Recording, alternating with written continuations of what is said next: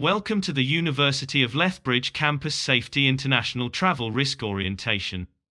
The purpose of this orientation is to ensure safer experiences for the University of Lethbridge travelers who travel internationally as part of a university program or activity.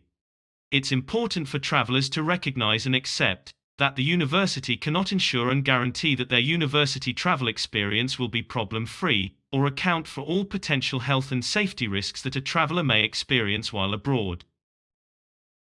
The role of campus safety here at the University of Lethbridge is to be a resource for our students, staff, and faculty travelers.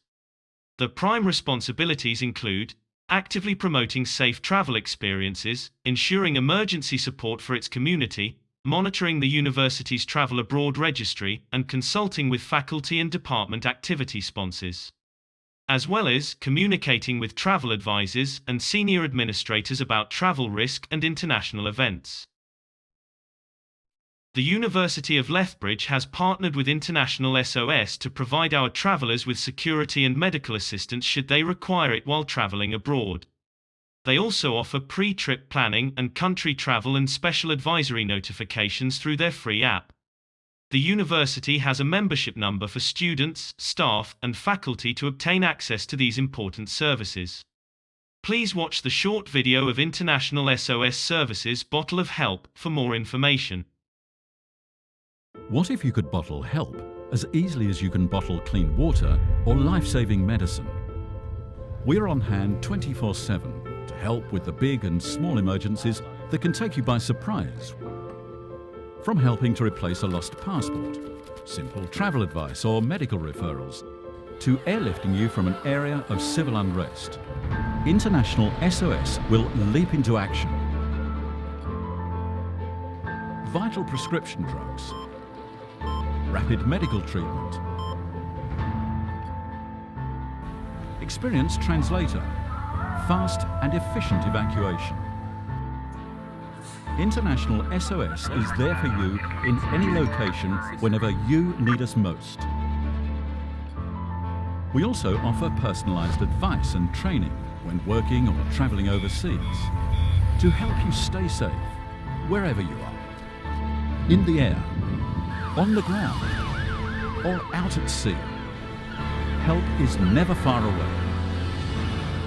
The International SOS network of experienced doctors and security experts is ready to help with the big and small emergencies that can take you by surprise. You can access it all, anywhere, anytime, from the palm of your hand with the essential International SOS Assistance app or by checking your membership card. So please, share this video and help us save and protect lives. International SOS. Worldwide reach, human touch. General information. It's recommended for travelers to make arrangements for transportation and accommodation from the airport for when they land prior to leaving. They should be sure to copy and secure vital documents either physically or electronically, and share their itineraries with a loved one at home. They should also establish a way to keep in contact with everyone while away. Travel documentation and passports. Passports are required for any international travel. Travelers must maintain a valid passport and ensure it will not expire while they are traveling. It's recommended to ensure it is valid for up to 6 months after returning home, as this may be a requirement for entry into certain countries. Canadian passports can be obtained for 5 to 10 years, but always be aware of the expiry date. Travelers may also require visas upon entry to countries abroad. A visa is a form of permission for a non-citizen to enter, travel, or remain in a particular country or region. Generally, if a stay is more than 3 months, a visa will be required. There are many different types of visas depending on the traveler's intention. For example, there are different visas for students, businesses, or tourists, among others. A visa does not guarantee entry. It is the right of the country's immigration officials to make that decision. The immigration laws in most countries do not have the provision for appeal. Some countries ask visitors to present return tickets and evidence of funds sufficient to cover the intended stay. Others have compulsory currency exchange regulations on entry. It's very important for travelers to look into what's required long before leaving. Visas usually take quite some time to process, but there are others travelers can apply for on-site. Travelers should be sure to do their research to find out all requirements for the proper visa for their destination. Obtaining the proper immigration documents is the responsibility of the traveler. Failing to provide proper documentation to enter can result in being denied entry. Apply well in advance of planned travel by visiting the Department of Foreign Affairs and International Trade Canada's website. Finances. It is important to have a budget while traveling. Traveling comes with a price and it can be difficult to monitor and attempt to decrease spending. It is important for travelers to know how to access their funds while abroad. This could be with debit or credit cards and with cash. Ensure that all cards have a plus or Cirrus symbol on them, to assure there will be no issues accessing foreign ATMs. All travelers should contact their banks and confirm their travel dates and locations, as well as ask any necessary questions about accessing their money while abroad. Travelers should be sure to monitor their accounts for any suspicious activity and to contact the necessary financial providers if necessary to report it. It is recommended to have a 48-hour backup plan in the event that a traveler's wallet or purse is stolen from them. Do not keep everything in the same place and have a variety of debit, credit, and cash hidden. It may be recommended to bring travelers' checks in case they are all that is left to rely upon. Driving abroad. If it is a possibility a traveler will be driving while abroad, they may require a special license in order to do so. Generally, this will be an international driving permit, and they can be obtained for a fee from AMA if they are required. To find out if they are, visit the Culture tab on the Government of Canada website, or International SOS. There is no test required, and the issuing of this permit gives the traveler an internationally recognized license with their picture and license class on it. It is also recommended to research the rules of the road in the country or region the traveler is planning to drive in to ensure safety while on the road, and what differences to expect. Luggage. Never leave luggage unattended. The most obvious reason is to guarantee it is not stolen, but also so that it is not tampered with by suspicious persons putting something likely illegal in it, or picked up by security for appearing suspicious. It is also recommended to travel as lightly as possible, as baggage fees are seemingly constantly increasing, while weight allowances decrease. It is important to check the air carrier's website for their specific allowances and fees. Note that air carrier liability regarding lost or damaged luggage is especially limited, and compensation will likely be minimal or non-existent without insurance.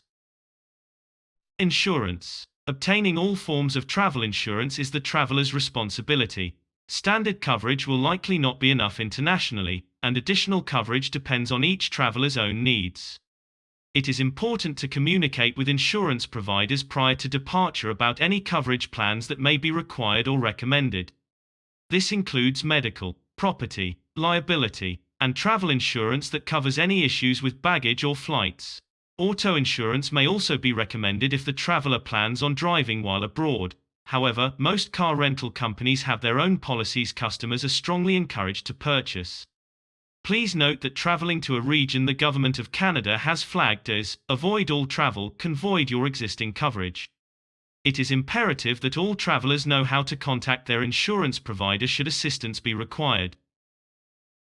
Legal matters. Travelers are recommended to research all laws and regulations of their destination as well as any events of civil unrest. It is imperative to avoid protests and demonstrations of any kind at all costs. They can become violent, and foreigners found participating can be detained or deported.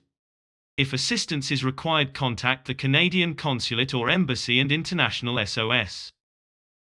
Medications and prescriptions. It's important for travelers to pack an adequate supply of medication in relation to necessity and duration of travel. They should confirm that all medications are available in the country that they will be visiting, and also confirm that there are no customs issues with any of the medication. It would also be important to carry duplicate prescriptions or doctor's notes when possible, including for eyewear. Travelers are reminded to keep all medications in their original containers with pharmacy labels intact. The traveler should consider sharing any relevant medical information with those they are traveling with or staying with, in case of emergency. Inoculations. Vaccines are the most effective way to protect against potentially deadly diseases. Most people know that children need to get childhood immunizations. However, they may not realize that adults also need to receive certain vaccines and booster doses throughout their adult lives to help them stay protected. According to a recent survey of Canadian adults, even though most believe that they have received all vaccines required for someone their age, less than 10% were actually up to date on their adult immunizations. Protection by the MMR vaccine against measles, mumps, and rubella wears off over time, and depending on age, lifestyle, travel plans, or medical conditions, individuals may be at an increased risk for new or different diseases. Travelers should be sure to contact their physician to find out if any particular vaccines or boosters are needed prior to traveling, particularly for viruses and diseases found primarily in other areas of the world such as yellow fever, typhoid, Japanese encephalitis, hepatitis A, B, and C, and malaria. Emergency contact. This is a contact that should be provided by the traveler prior to departure. They should choose someone close to them that they trust with their personal affairs. In the event of an emergency, the university may include their contact in relaying information, and in the interest of their safety and security.